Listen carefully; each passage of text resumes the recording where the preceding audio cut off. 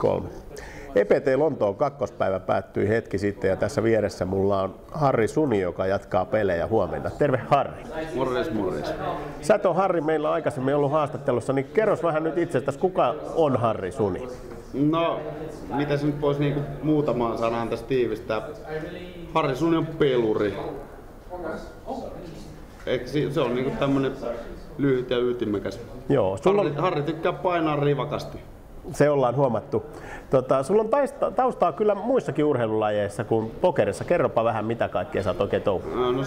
No vuosien varrella on tullut painettua kiekkoa maajoukkueen ringissä, pesäpallossa henkilökohtaisia SM-mitaleita, voimannostus SM-kultaa, Pohjoismaiden mestaruuspronssia, biljardista useita SM-mitaleita, eli kaikenlaista sitä on tullut käytyä läpi. Ja nykyään ainakin golfia pelaat vielä. No nykyään golfia, sitä nyt opetellaan, että asetus on jotain 8 pintaa, että ihan mukavaa sitä on painaa. Selvä.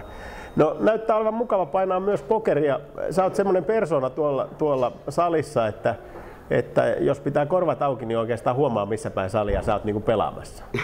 No joo, ei kaikki voi olla semmosia tuolta turnauksista. Suurin osa, eli ne on ihan hiiren hiljaa, ne kuuntelee jotain musaa ja heittelee, kippailee niitä kortteja. Ehkä silloin tällä pelaa jonkun käden. Mutta pitää pientä elämää siinä päällä ja siitä on yleensä jotain, saattaa olla jopa jotain pientä etuukin, että sitten alkaa vihut välillä tekee jopa ihan ihmeellisiä virheitä sen takia. Joo. Ne olettaa, että kaveri mikä on koko ajan äänessä, niin ei sillä ikinä ole hyvät, vaikka yleensä aina on melko hyvät. Niin, tänäänkin sun stäkki meni ylös ja alas. Mitäs sieltä nyt jäikö sieltä jotain erikoisia käsiä mieleen?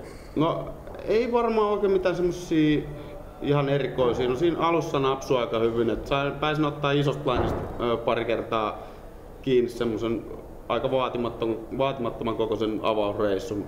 Tyylin 84 suittarilla ja 73 suittarilla. Pakkohan ne ottaa syvät stäkit ja niihin napsahteli sitä aika mukavasti ja semmosia tyyliin 100 kilon potteja tuli niillä. Muuten ei kai mitään oikein ihmeellistä, että kerran oli Kallet vastaan rouvat, mulla oli sillä kertaa ne rouvat, mutta siihenkin sitten Riverille napsahti se rouva. Aivan.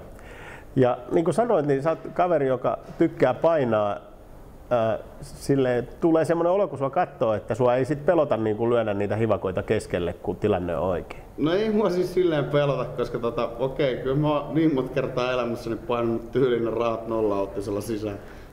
It happens, just poker. Ei sillä voi mitään, mutta kyllä aika paljon on rauhoittunut niistä pahimmista hetkistä. Mä en oikeasti niin rivakasti enää paina, mutta siis tuossa turnauspokerissa kumminkin mä yritän pelaa sitä silleen, että mä laitan ne maksi isot päätökset niille kavereille. Silloin kun stäkit on syvät, jos mä huitan sinne rahat sisään, niin mun ei tarvitse enää miettiä. Ne on siellä.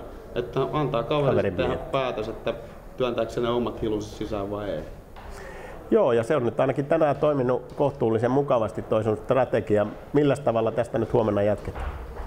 No siis huomenna varmaan aika lailla samalla lailla kuin nyt, että tänäänkin periaatteessa melko tiukkaa koko päivä. Ei mitään semmosia älyttömiä sekoamisia oikeastaan tapahtunut. Mulla yleensä aina jotain saattaa tapahtua, mutta tänäänkään ei isompia sekoamisia. Perustiukkaa ja aggressiivista peliä. Eli silleen se tää pelaaja nykypäivän vaan muuta pärjää. Hyvä.